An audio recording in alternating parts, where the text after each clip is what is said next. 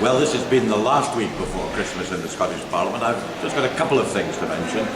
One was the revelation in a parliamentary answer I got that 200,000 pensioners over the age of 60 in Scotland, and 20 of those here in Lothian region, who are entitled to free bus passes, have not yet taken advantage of them. I hope all of them will go out and get the bus pass to which they're entitled, so they can travel around Scotland free on all of the buses.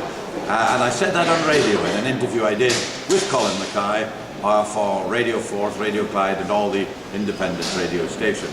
Josh Foulkes, what are you concerned about so much with these almost 200,000 people in Scotland who are not getting their bus pass? Free bus passes are vitally important for elderly people to get them out of the house, travelling around, keeping them younger, longer, and making them live longer. And I'm really concerned that in Scotland, 200,000 people who are entitled to these free bus passes have not taken them up. And I'm urging them to apply for bus passes. I'm urging the government to do everything they can to publicise the bus passes.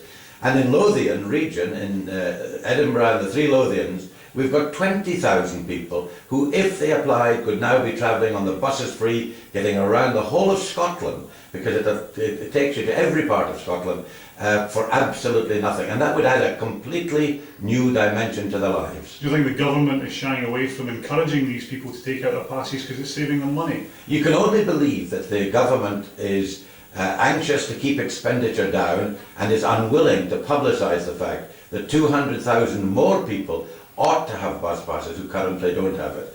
And then in the Chamber last Thursday we had a debate, yet another debate on organ transplants, a topic which I'm particularly interested in, and where I advocated the case for changing the presumption to opt out rather than to opt in, because we've got so many people who are dying needlessly because an organ is not available for transplant. And if we change the system, we could double the number of organs available, and that would save a great deal of lives. Unfortunately, the Scottish Government is not moving in that direction quickly enough, and I argued very strongly that they should think again and review the position as quickly as possible. And here's the former First Minister, Jack McConnell. Jack, nice to see you. Merry Christmas to you. Say Merry Christmas to all the viewers. Merry Christmas to Merry all Christmas to viewers.